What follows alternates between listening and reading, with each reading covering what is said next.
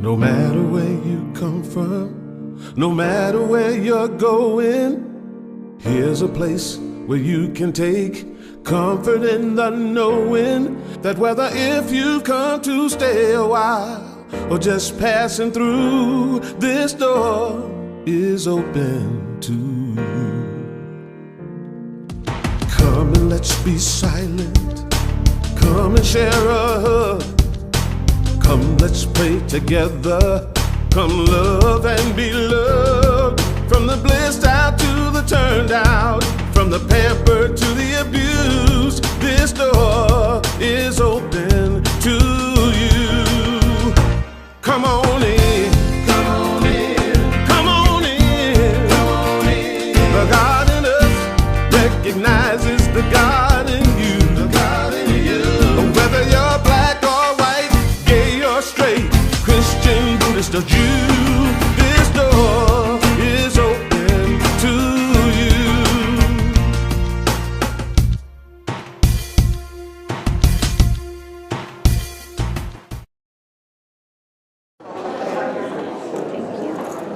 Good morning and welcome. This door is open to you this morning, to each and every one of you. Welcome to Unity of the Blue Ridge. We always begin our time together in prayer, and so I invite you to let's pause together. Just take this opportunity to turn our awareness, just turn it within. We begin by giving thanks for this day, for the opportunity to be here, for the opportunity to be aware of where we are in any time, in any place. Today we open our hearts and our minds to really explore presence through the doorway of now, and to understand presence as a part of who we are as an expression of all that is, that which we call God.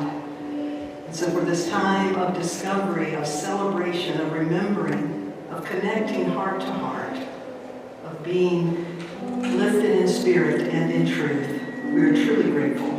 Thank you, God. And so it is. Amen. Welcome this morning. I'm going to ask you to stand, and Reverend Gaby Michel is going to come help us with our congregational music. And as you stand, take the opportunity to turn and to wave and to welcome those that are joining us virtually this morning. Welcome to each and every one of you here today. This song says, I will stand for love. I will stand.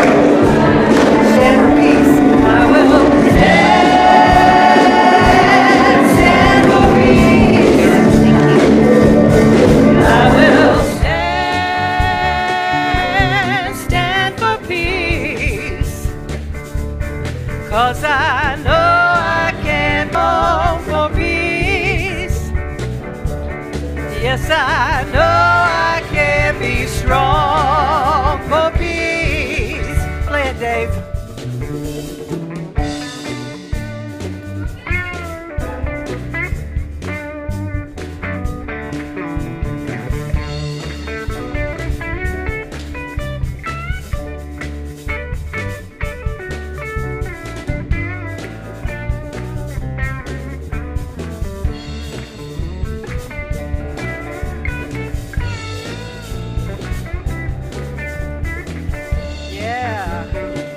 Richard.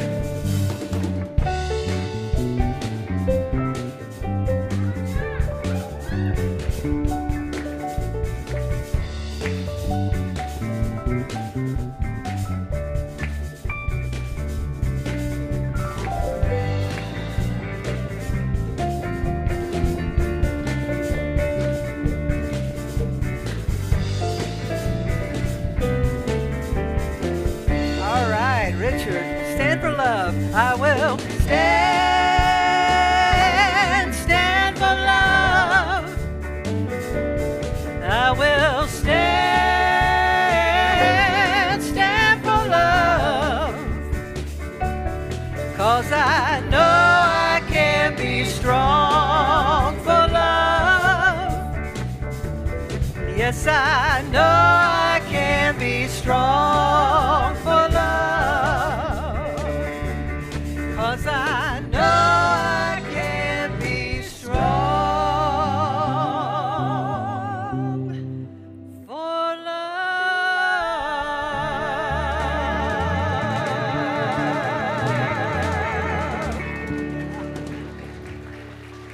Oh, you sound beautiful. Thank you so much. You sound absolutely beautiful. This is Reverend Gaby Michel. She is our youth program director, but we are so happy. Not only does she help create the space for an amazing Sunday school program, we have programs for children nursery age through teens, but she's also a wonderful singer, and she is with us today to be part of our music. So would you give a warm welcome to Reverend Gaby Michel? Thank you. We would like to invite our Sunday school teachers, our youth, if any of you are even here for the first time and would like to be part of the Sunday school program, if you head over with those and join, there's some already in the back with Jessica Ayala, but if you head over, we'd like to extend a blessing to our young people, to our teachers, and we just extend this blessing to children everywhere.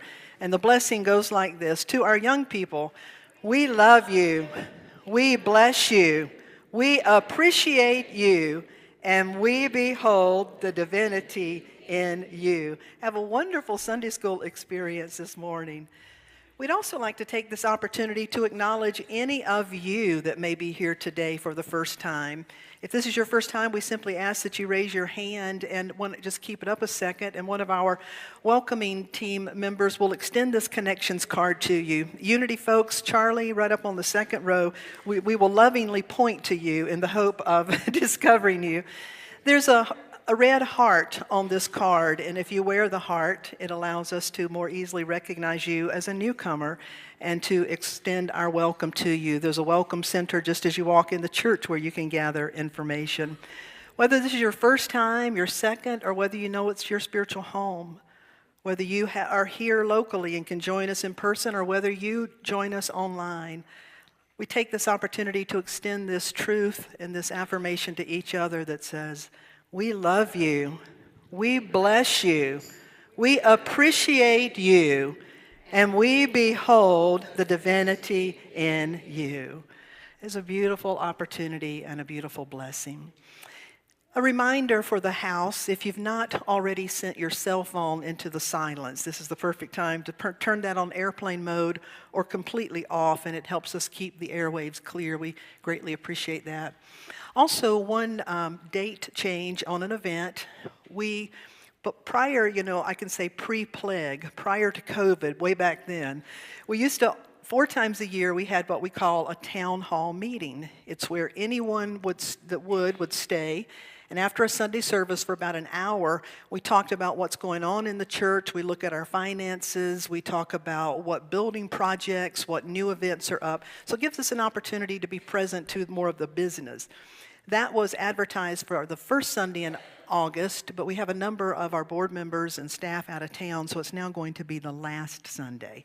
So that has been corrected online, but just so if you haven't yet seen it, the last Sunday in August, you may want to bring a snack if you're like me and need to eat at least every 4 hours and have something with you that day so you can stay just a little bit longer.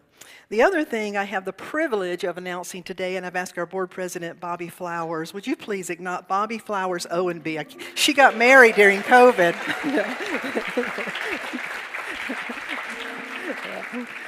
I actually had the joy of facilitating the wedding ceremony during COVID for she and her husband Butch, who's a part of our congregation. I said a few Sundays ago that our board president was a proud Baptist, and she said half the church asked me afterwards why was I Baptist, and that's not what I meant to say. I meant to say her husband is.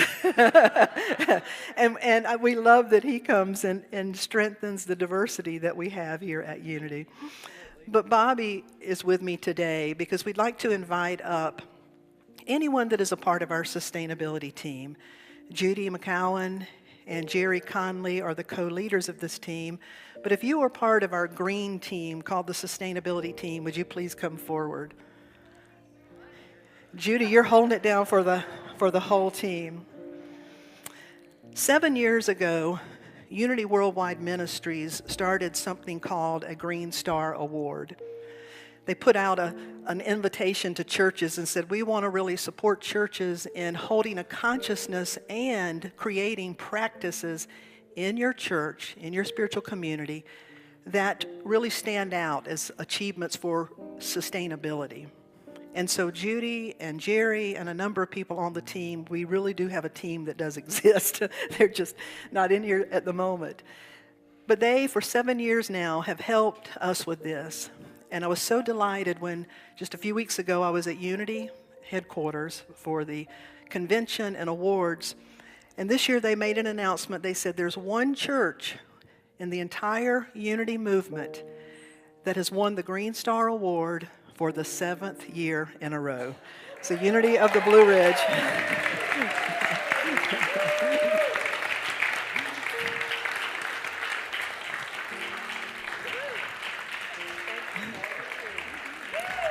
On behalf of our board and everybody and all of you,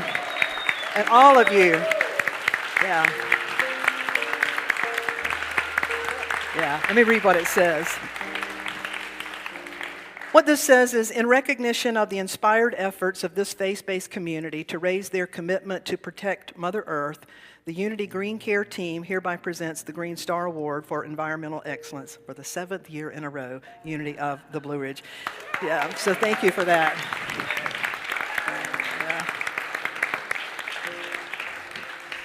So that translates to volunteers, because what it means is when we serve coffee, we have cups and we wash cups quite often because it's more sustainable. If we do need to use disposable goods, we pay more to make sure that they break down very quickly, that they're as safe as possible for the environment. It means some of these volunteers take home things that we use to keep from using paper, different towels and cloths, and they wash them for us. So I just want to thank you for that. It also means that this year, as soon as the ducks line up, we will be going solar. So that's our biggest commitment, and I want to thank you all for that. Yeah, thank you. Thank you, Bobby. So in honor of that, would you please stand and join me in this song that says, it's by Earth Mama. We all live on the same earth. We fish and swim in the same oceans. We breathe the same air and gaze at the very same moon.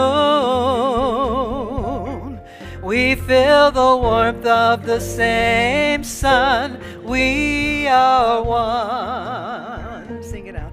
We all live on the same earth. We fish and swim in the same oceans. We breathe the same air and gaze at the very same moon. We feel the warmth of the same sun. We are one. One more time. We all live on the same earth. We fish and swim in the same oceans. We breathe the same air and gaze at the very same moon. We feel the warmth of the same sun. We are one. We are one. We are one. Wow, you sound beautiful. Thank you so much. You may be seated unless you're Peter Gollop. And Peter, would you please come on forward? Our mission at Unity of the Blue Ridge is upholding sacred oneness, enriching people's lives, and inspiring compassionate oneness. And to really, inspiring compassionate living, but to really uphold sacred oneness calls us into a practice of that truly being one with ourselves, one with our God, one with each other, and one with all creation. So I want to thank you for that.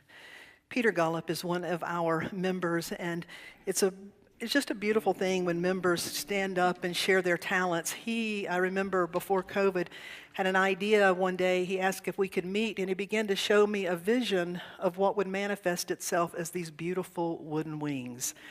That he created that and crafted it by blending together different pieces of wood, different colors, different types to demonstrate our diversity, and then yet repeating a pattern of what calls us all together.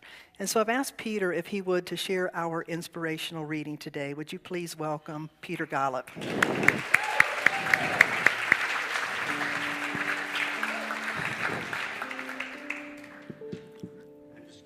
I'm just going to read.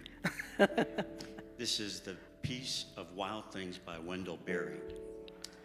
When despair for the world grows in me, and I wake up in the night at the least sound, in the fear of what my life and my children's lives may be, I go lie down where the wood drake rests in his beauty on the water, and the great herons feed. I come into the peace of wild things who do not tax their lives with forethought of grief. I come into the presence, the still water, and I feel above me the day-blind stars waiting with their light. For the time, I rest in the grace of the world and am free.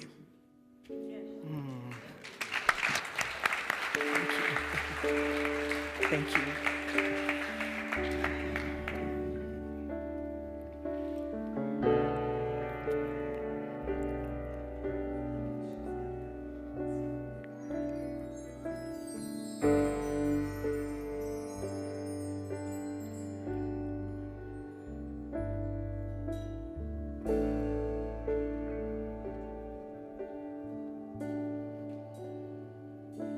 The power of now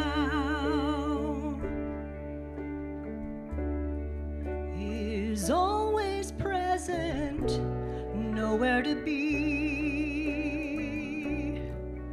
than where you are. The power of now flows oh so gracefully.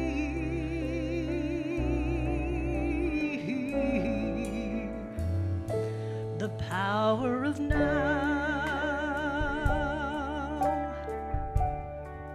is always perfect, nothing to be than who you are. The power of now flows oh so easily.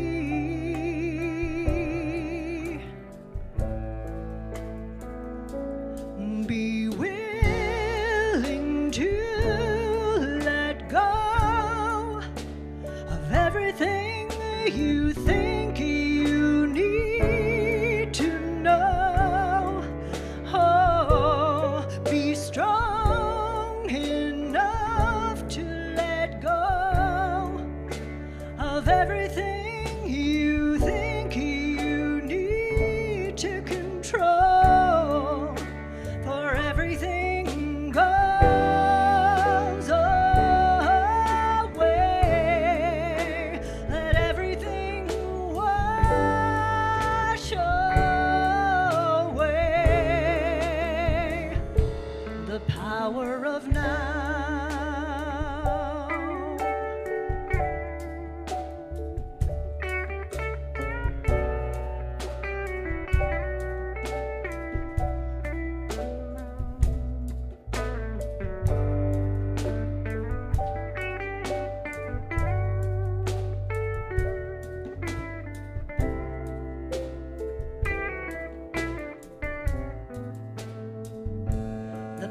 power of now is ever flowing, connecting us all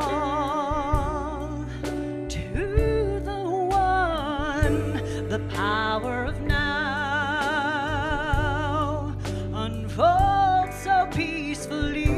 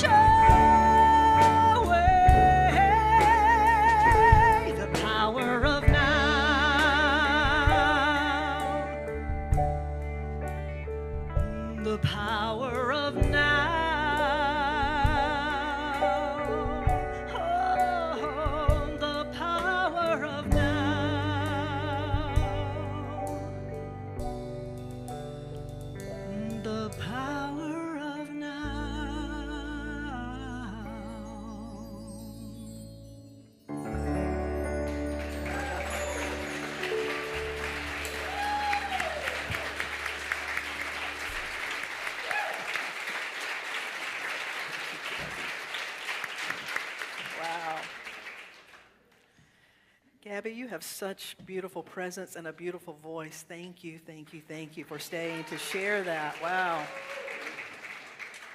I was so in the moment, I forgot my stuff. The power of now. So anybody want to guess the book that I have selected for us to summarize today? The power of now. Before we get into the book, well, let me say just a little about it. So for this month, what we have been doing is every week we've taken a book. And the title, some of the key nuggets, just ideas, that I've been then taking into and laying it in the context of unity or a mystical, metaphysical message, and how that can relate to all of us. And so today, the book that we're going to be looking at and taking a few things is called The Power of Now. But before we get into that, let's now do something together. How many of you know you have a power of imagination and that it's not simply kids' play? That imagination is a spiritual gift, it's spiritual vision, it's something that so often we let it atrophy, especially as we age. We underestimate and underutilize its power. We're going to call on the power of your imagination for a moment, just to go somewhere together, just to make a point to set us up for this talk. And so I'm going to ask you if you'd be willing to close your eyes. And just as you close your eyes, take a good, nice breath and imagine that you could literally let everything go and become completely present. And just become present. Once upon a time, there was a land called Paradise. You were born in paradise. Imagine being born in paradise. Everybody around you, everyone there celebrated your birth. They recognized you as a beautiful, perfect child of God. They recognized every child that was born and celebrated them as a beautiful, perfect child of God. And you can just feel the love and feel what that would feel like to be born into a time and a place and a world that recognized you and all children and all people, that all were loved unconditionally. They were nurtured and appreciated for the unique way No one was expected to be the same. As a matter of fact, it was exciting to see how this next expression of pure God was coming to earth. What color would it be? How would it express itself? What gifts would it have? What talents? What point of view? Each and every one were cultivated and admired and honored for their uniqueness. Children and young people were supported in finding their gifts, developing talents and abilities. And everybody knew the reason they were doing this, because the purpose was to bring forth the presence of God, the presence of good that they carried within them, their very identity. That's the whole purpose of being there. Everybody knew that. And so they never grew out of it. Even the oldest in paradise was revered and recognized for a beautiful, wise one, expression of God. And so they studied, they learned, they explored, they traveled, they worked, they developed skills and abilities, they made a living, they got married, they had children. They encountered people who looked different, who spoke different languages, who approached life in a different way, but there was always a common understanding. No one ever even thought to question anything differently. Everyone that was there was a being of light, there to express and to be in service to their soul, their spirit. And that all you did was in service to your spirit. All that you ever became was an expression of your soul's potential. And so all of life was seen as an opportunity. Challenges, yes, there were challenges. Problems, yes, they were problems. And they were met in a way of knowing, oh, I'm facing this, to discover something new about how I can bring forth more God potential, more of my spiritual nature. And if they ever got a bit overwhelmed, they would simply whisper to one another, remember, just stay awake and remember. Stay awake and remember. What would that feel like? And so when you're ready, just open your eyes and wiggle your fingers and your toes. What would life be like today if that were the reality we were born into? What if every living being just knew that they were here to remember, and that there was a part of them, something within them, that knew that life was always carrying the greater life, what we call God. It was always carrying forth that within them, the fulfillment of that purpose and that potential. I hope you can feel it just a little bit of how freeing it feels, how liberating, how loving, how it literally would change everything. That differences then are no longer dangerous. Differences are opportunities to learn, to discover, to see, wow, how many unique ways can we express the one light, love, God here? How many of you would like to live in that place called paradise? People sometimes in their lives have experiences, breakthroughs. We have terms like they hit their bottom. We have terms like they got saved, they got woke, they got rattled awake. Something happened. Most of us have had moments in time when we connected with that part of ourself that knows that there really is a deeper meaning to life, and that there really is a higher purpose and higher order of being, if you will.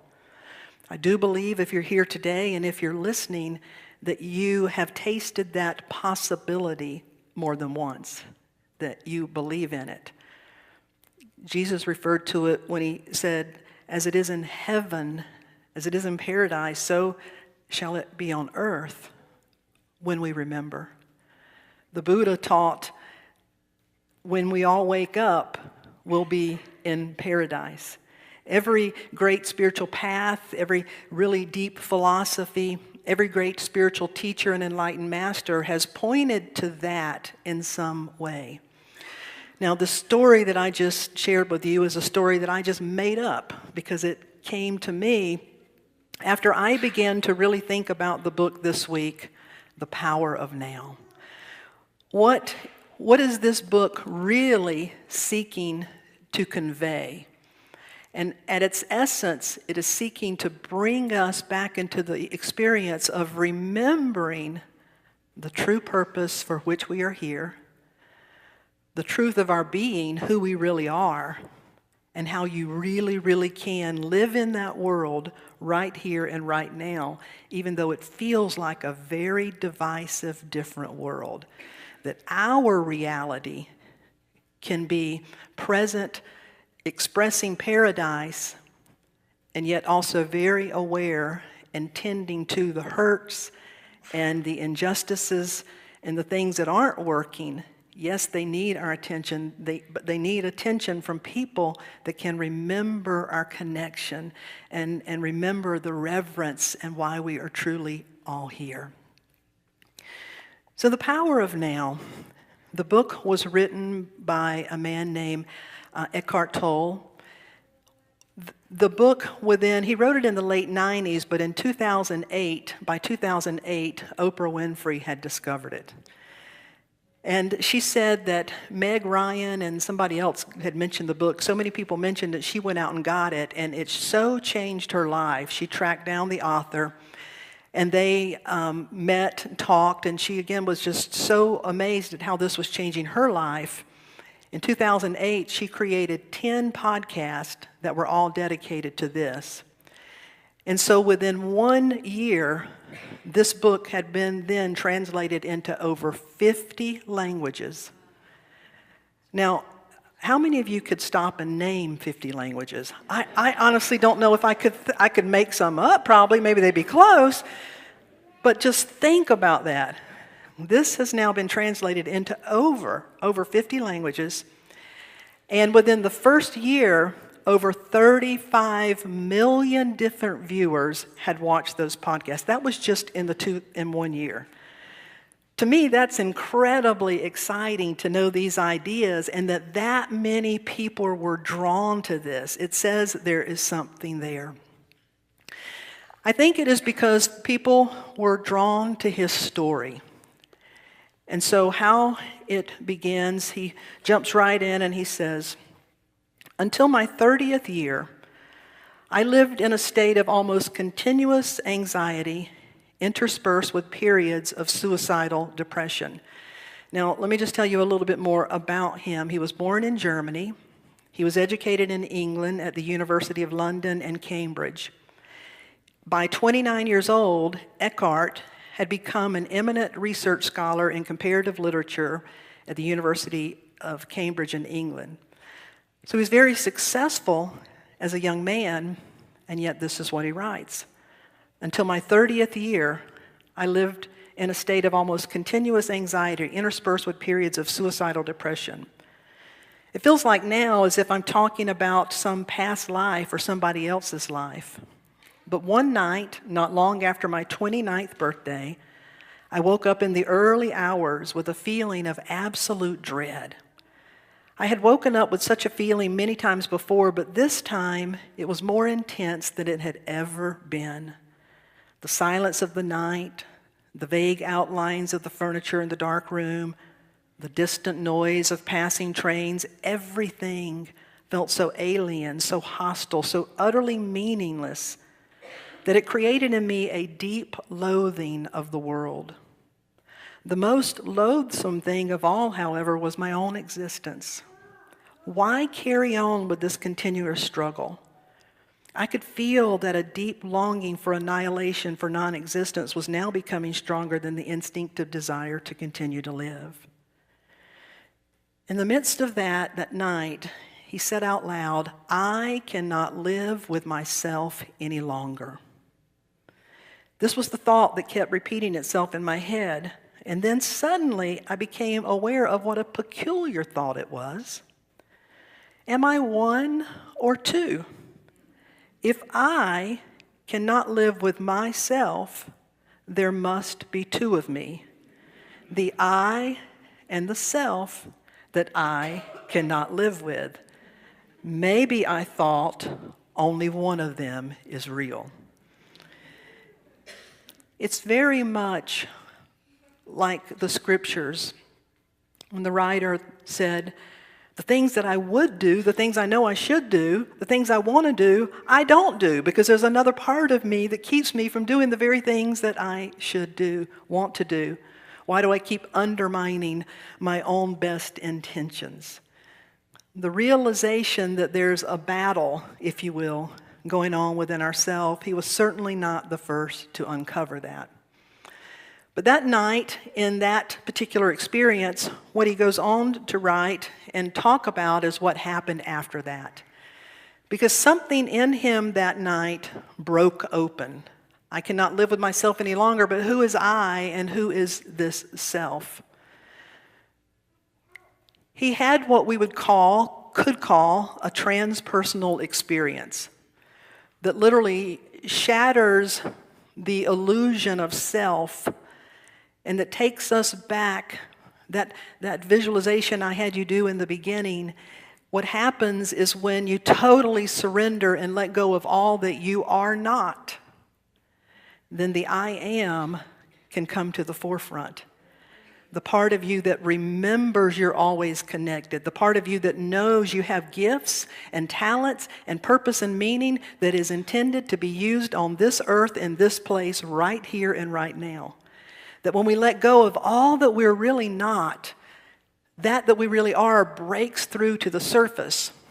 For him, it broke through in such a powerful way. He woke up the next morning feeling a peace that he'd never felt in his whole life. And he thought, well, is it going to go away? Will this last? He went out and he began to walk around the park, and he would just spend days sitting on the park bench listening to birds and noticing things that he'd never really allowed to touch him before. And so this became his experience over time, and it led him to write the book that he wrote. Now that experience is very profound, but it's certainly not the only way it happens, and he's not the only one that has happened to. I could point you to the scriptures, to the apostle known as the Apostle Paul. How many of you know that Paul had another name before Paul? Saul. Saul was known as the great persecutor. Jesus and the followers of Jesus, he hated them, wanted to destroy them, believed everything they were doing was wrong. They were followers of the way. He was follower of Caesar, or of what he believed. And so Saul made it his mission to destroy them. When one day, traveling on a road, the scriptures say that he was blinded by a light, struck down off his horse, was so blinded by the light that he couldn't see for 3 days. He had to be carried into town. He had to find someone to pray over him.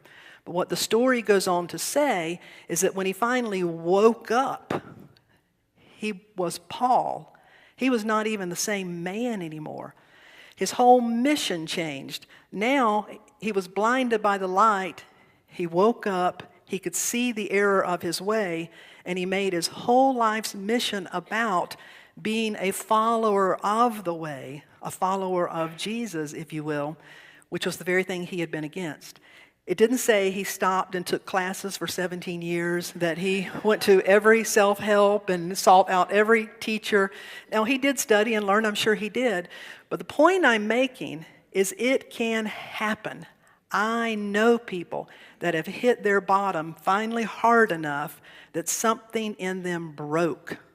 I have a brother-in-law that was addicted to cocaine. He's a preacher's son, a Pentecostal preacher's son, and he was so just destroyed inside. He literally had to bar up the windows of his own home because he had become such an addict and owed so many people money.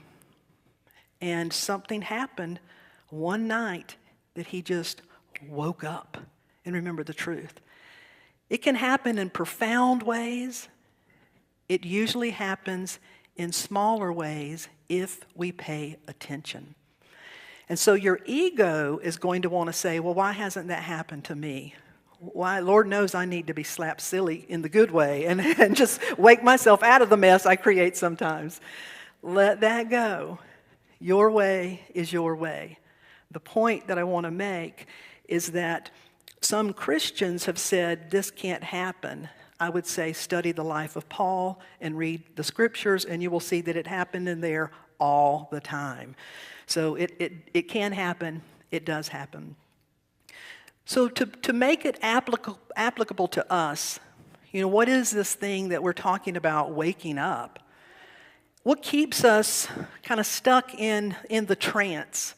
We did the visualization to begin with about what it is to live in paradise. Well, what is it when we forget or don't believe that any of that's true, and that we believe life is just dog eat dog?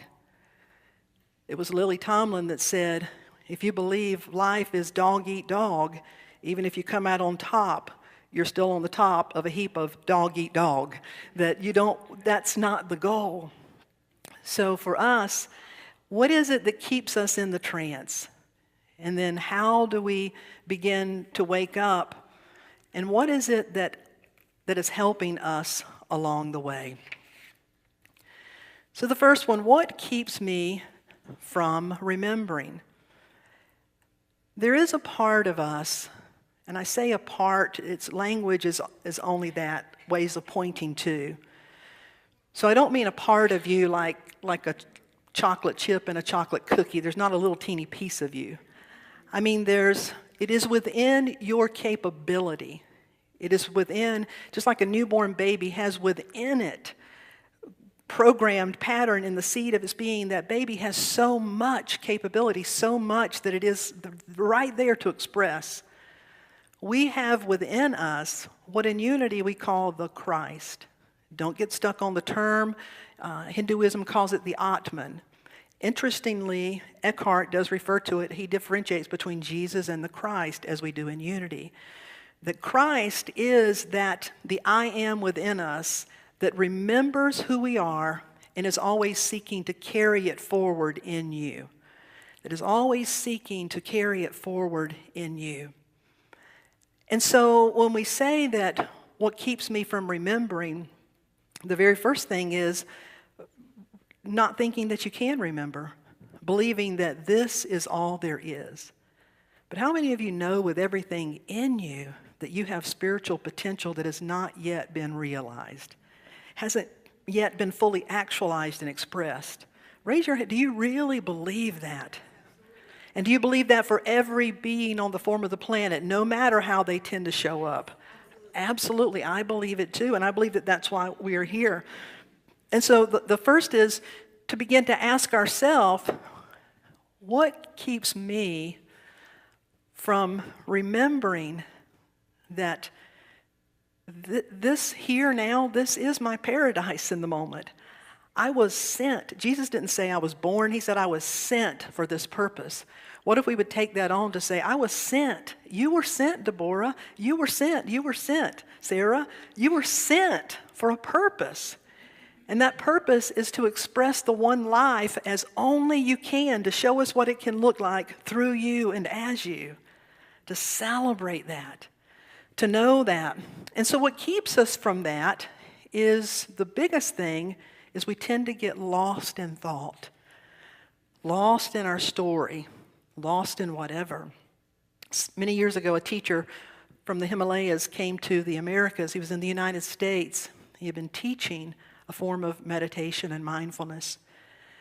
And as a driver was taking him from one place to the next, the meditation teacher had been here for about 4 weeks, and he said, so what are your observations? How are we different than people in where you live?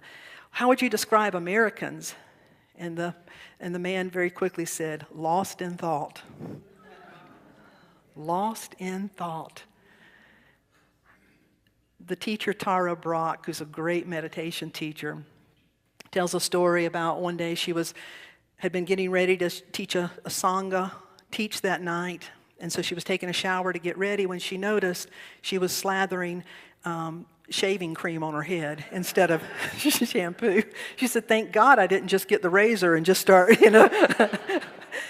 She said, I stopped and I was caught between a little bit of shame and thinking how funny that is, that here I am, a mindfulness teacher, lost in thought. We all do it. The point is to realize, yeah, you do it. And the moment you realize you've done it, guess what? You're now present. All you need to do is you realize it. You realize, oh my gosh, I am totally lost in thought at this moment. That we get so worn down, lost in thought, we can find ourselves literally very weary and needing respite, needing a way to be able to separate ourselves from the incessant thinking, the urges, the programming, all the stuff, because we have that, but we're not that. We're so much more than that. There's a beautiful story that is told about a woman. She said, one afternoon, a tired-looking dog wandered into my yard and followed me through the door into the house. He went down the hall, found a rug in the sunlight, and slept there for an hour. Since my dogs didn't seem to mind his presence and he seemed like a good dog, I was okay with him, so I just let him be. And at the end of the hour, he went to the door and I let him out. But the next day, much to my surprise, he came back, went to the same rug, circled in the sun a few times, and a nap. I let him out. Continued for a few more days until finally I pinned a note on his collar. And I said, every afternoon your dog comes to my house for a nap. I don't mind, but I want to make sure it's okay with you. She said, sure enough, the dog came back the next day with a new note. And the note said, this is Cooper. He lives in a home with 3 children in it, 3 small children. He's trying to catch up on his sleep. May I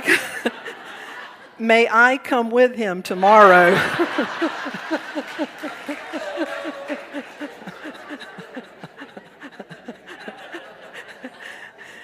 Many of us just need some sleep, some good respite.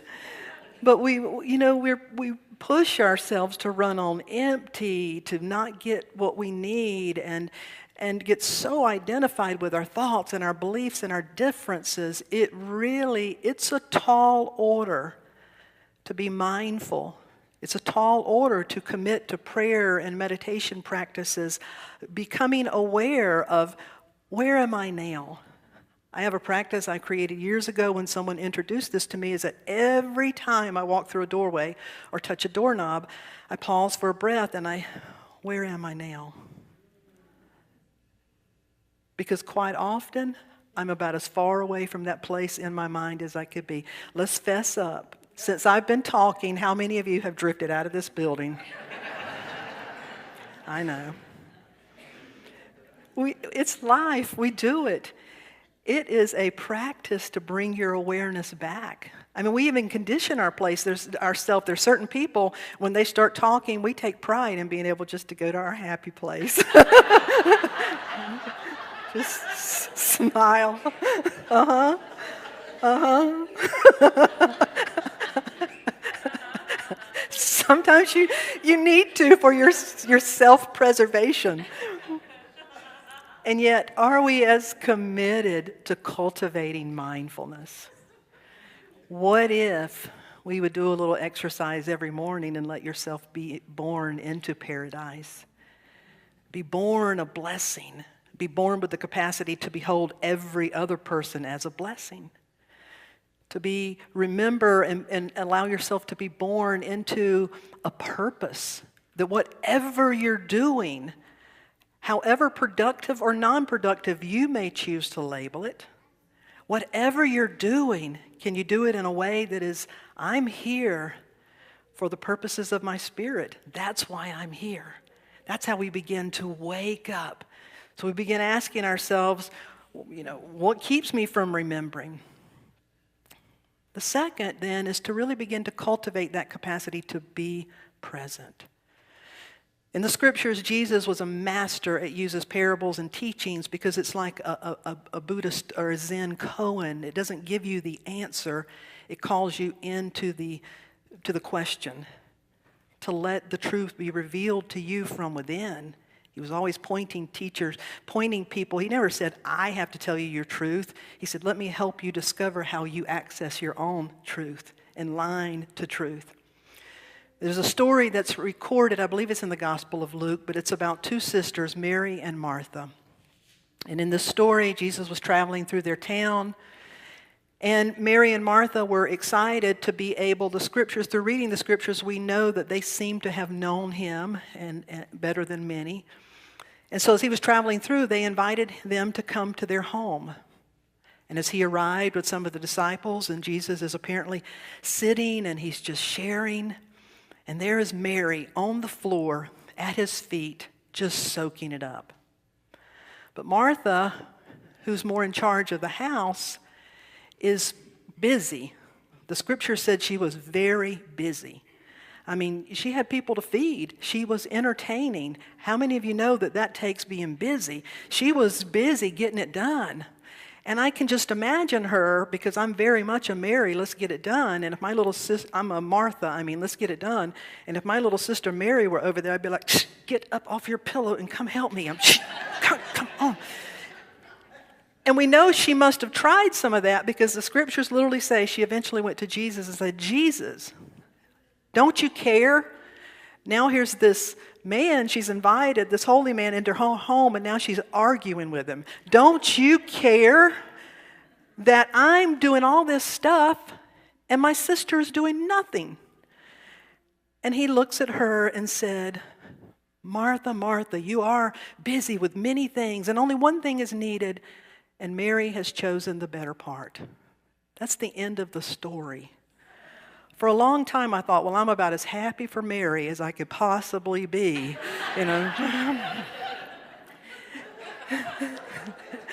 When I began to understand that the Bible, that the real power is that these characters represent characteristics of who we are. For years, I tried to think, well, what was the one thing, and which one was better, Mary or Martha? Consider this. I believe what Jesus was hoping we would eventually understand is you live so much in an either or. You're secular or you're spiritual. You're holy or you're unholy. You're good or you're bad. You're busy or you're lazy. You're doing what you need to be doing to pay the bills, or you're going to fill your cup to keep yourself sane. It's an either or. Mary does one and Martha does the other. I truly believe the reason he didn't dissolve it or resolve it is because we are meant to understand we have Mary energy. We have Martha energy. There is that within us which knows how to always be present, which knows what the most important thing is, which remembers that we are in paradise and to nurture that and drink it in.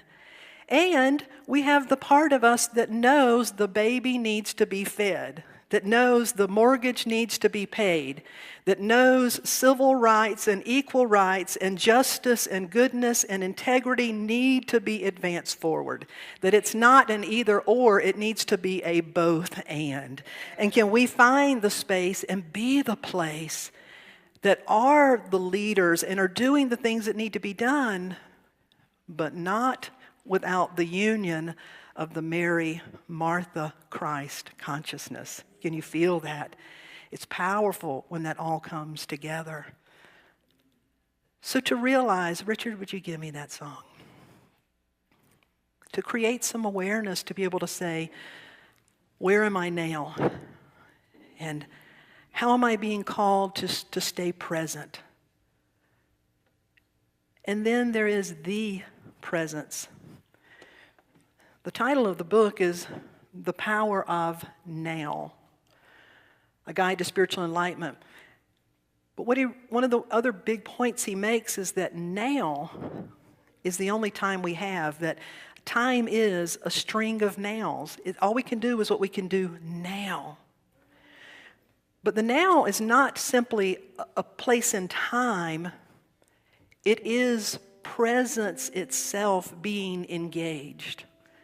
That when we really begin to be still and know, when we learn to be here now and be present, we enter into a gateway of pure presence.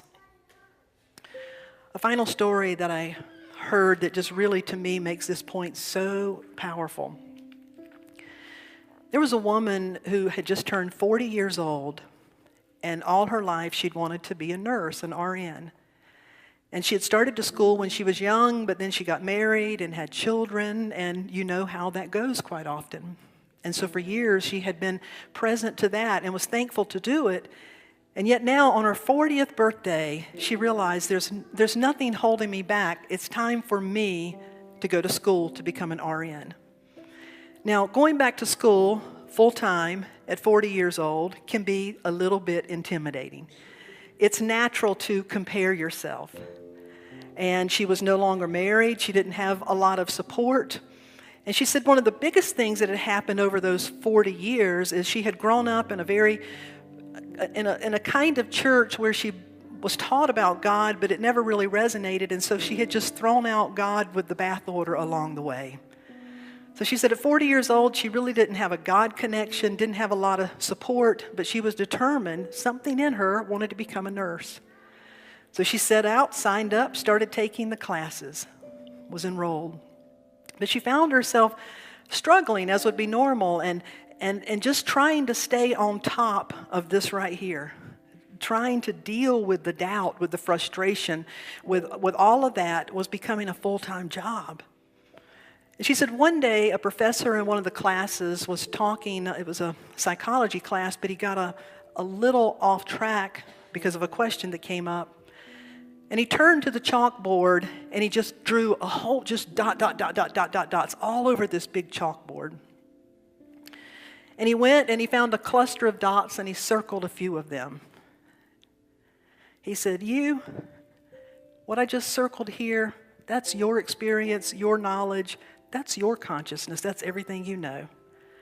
He said, now look at this. There's a lot of other experiences, a lot that can be known, but this is yours. That's yours. And as time goes on, he began to widen it. He said, you'll learn some more things and you'll pick up some other things. He came over here and drew a circle. He said, and you're going to encounter some people, you wonder how you even on the same planet, your worlds are so different. Your dots, your experiences, what constitutes your consciousness, this is it. And it can grow and expand. And it can change. And one of the greatest things we can learn is that we all have bits and pieces, but no two are unique. But mine doesn't invalidate yours, and yours doesn't invalidate mine. I can't say that's not your reality and that that's not your feeling, because those are your dots. But then he asked them to look back, and he said, what else do you see? And someone finally said, the blackboard. He said, that's right. He said, what would you call the presence, that which holds all consciousness? What would you call that which holds it all? The mastermind? What would you call it? The universe? God? So the students began to say different things, what they would call it. And he said, no matter what you call it, do you understand that there is something, let's call it presence, he said. There is something that holds it all, and that each of us are just drawing our awareness from it. And he said, so the biggest question in your life becomes, how do you relate to that which holds it all for you? And she said she just began not only to cry, but to visibly shake. She said she had one of those moments where it just snapped into place for her that is God, that I am supported. I get so caught up in this. This is my reality. This is my experience. This is only as far as I can see. And that is true. And there's another truth. There is that which holds it all. Call it God, call it presence, call it life, call it whatever, but I hope you will call it home. And I hope that you will commune with it in such a way that you discover it is alive and well, and it is that. It is that which is always moving you forward in your remembrance. So let's close our eyes again. Right where I am, I couldn't be any closer.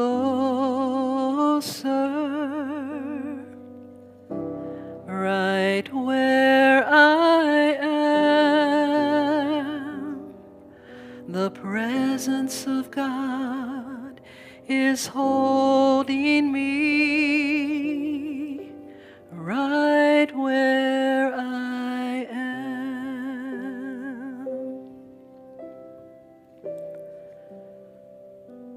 So once upon a time, there was a land called Paradise. And you were born. The people celebrated your birth and they recognized your beauty. They saw you as a perfect expression of the one life sent to this place and this time with a unique spiritual DNA, with a unique soul calling. And you were honored for that. You were nurtured and taught and developed so that you could grow into that and thereby be nurtured by it from within. You were also taught to recognize all other beings, all creation, as just that as well and for that purpose. And it didn't mean that you necessarily resonated or enjoyed being around every single one of them, but you always knew, and you could always behold they were an expression of light.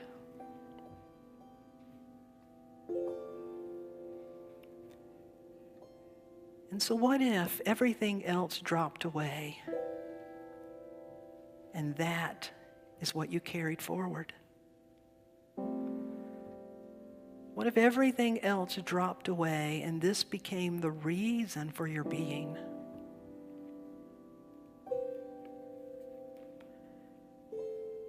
And what if you knew that as you were present and available, that there was something within you that always knew that always remembered that connection, and that would carry you forward in your purpose to express that? And you would say, I am that. I am that. I am here to be an expression as only I can be. I have access to all that my soul and my spirit needs. And there is that within me which is always guiding me forward, growing me forward. And that every opportunity, whether it appears bitter or sweet, every encounter, whether it appears holy or hostile, every new passage becomes a rite of passage into the greater discovery of who I am as this perfect expression of light.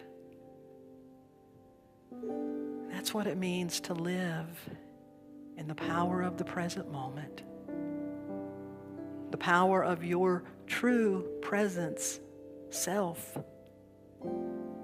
the power of now. So right where I am, I couldn't be any closer. Right where I am, the presence of God is holding me right here, right where I am. So I invite you to gently open your eyes and wiggle your fingers and toes and bring back a smile.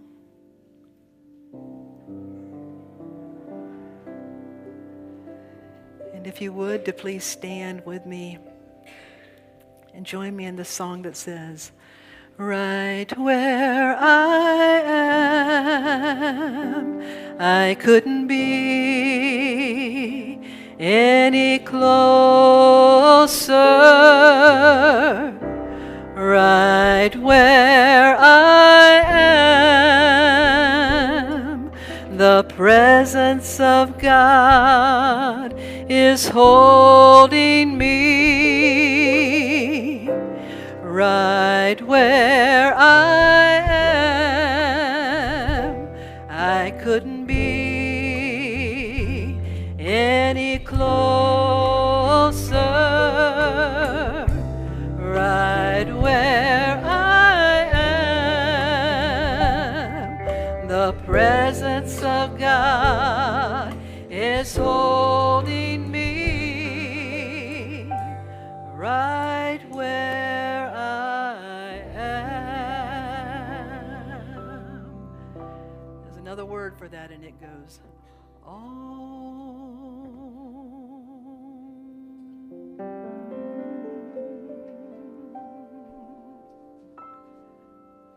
Right where I am, you're always home. Would you just acknowledge, just turn and bow to someone and see them through the eyes of paradise? See those gifts, see those wrinkles, see that outfit, see that smile, see that youthfulness, see that birthday, see all those things through eyes of paradise. Thank you so much. You may be seated. Thank you. Thank you.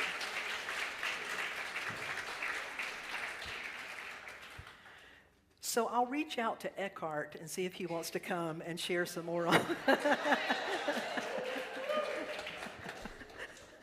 I'll reach out and see. My motto is, it never hurts to ask. You just never, ever, ever know. It never hurts to ask. I'll tell you a story next week or the next time I speak about I'm always learning on Saturdays, but I found myself yesterday at the Hillbilly Festival in Maggie Valley, North Carolina, and let me just say it will preach. And so we're going to have some great stories. It just never fails how things show up and line up when you start paying attention. It's quite beautiful. I want to thank each and every one of you for being here, for your presence. Our prayer chaplains are coming forward. Our ushers are coming forward. This is a time in our service where we acknowledge that we are rooted in prayer. As Tom comes forward today, he has this wooden box, which is usually on the back table under the tapestry. And you can place a written prayer request. There are forms. You can put your prayer request, and we'll hold it there. And we also send it to Unity's headquarters, Silent Unity, where it's held for 30 days. Tom will be available, and some of the other prayer chaplains perhaps, but Tom will definitely be available after the service in the youth area where it's more private. He can pray with you as an individual, couple, family. Just take that opportunity to have someone joining with you to know the truth. And then our ushers are here to remind us of the practical, that it is we who keep the lights on too. And so I want to thank you for your stewardship, your faithful support, the gifts, the many things that you do. So as we hold those gifts of our tithes, as we acknowledge our talents, we give thanks for this foundation of prayer, we affirm together, divine love flowing through me blesses and multiplies all that I have, all that I give, all that I receive, and all that I am. I am now in perfect balance and flow with the universal tides of giving and receiving. Thank you, God, and so it is. Amen. All right, Reverend Gaby, you got one more for us, and then I think we have an announcement. Your love has lifted me. Your love has lifted me higher, higher and higher. Your love has lifted me, keeps right on lifting me higher, higher and higher.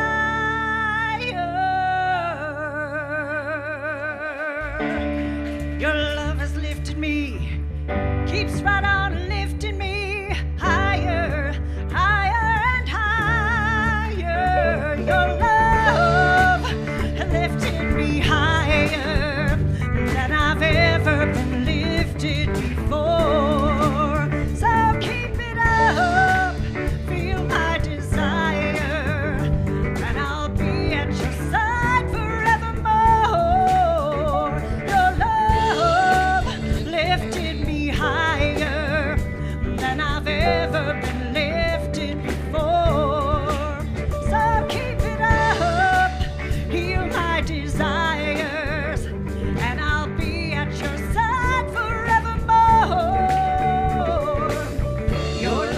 lifted me, keeps right on lifting me higher, higher and higher.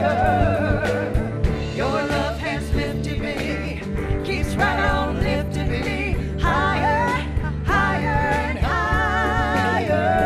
I'm so glad I found you, and I'm so grateful you're in my heart. So you keep on holding my hand now, and I'd be proud to say it to the world. Your love has lifted me, keeps right on lifting me higher, higher and higher. Your love has lifted me, keeps right on lifting me higher, higher and higher. I was hurt and downhearted. Disappointment was my closest friend. You keep on hurt and departed, and it ain't never gonna show its face again. Your love has lifted me, keeps right on lifting me higher, higher and higher. Your love has lifted me, keeps right on lifting me higher, higher and higher. Your love has lifted me, keeps right on lifting me higher, higher and higher.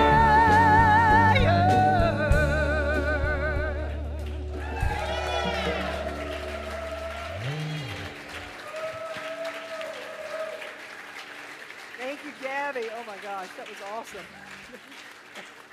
Gaby Michel, you can come back and sing anytime. Thank you, Gaby.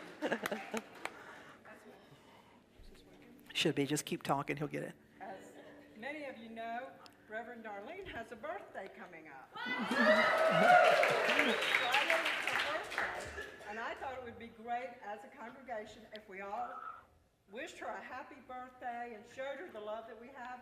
And I'm asking Reverend Gaby to lead us in the happy birthday song. If you really don't want me to. Oh, Lord. To all the birthdays. Happy birthday to you. Happy birthday to you. Happy birthday, Reverend Darlene. Happy birthday to you.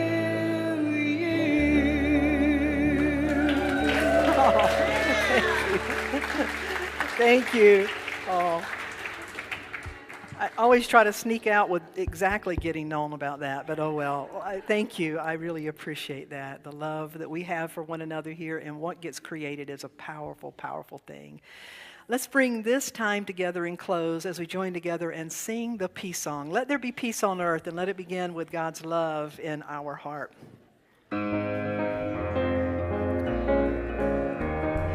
Let there be peace on earth, and let it begin with me.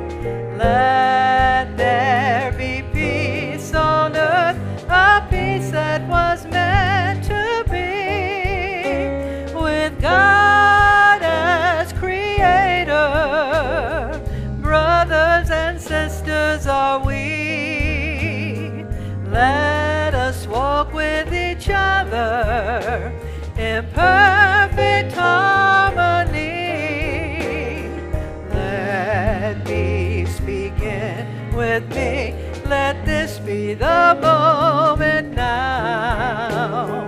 With every breath I take, let this be my joyous vow, to take each moment and live each moment peace eternally. Let there be peace on earth, and let it begin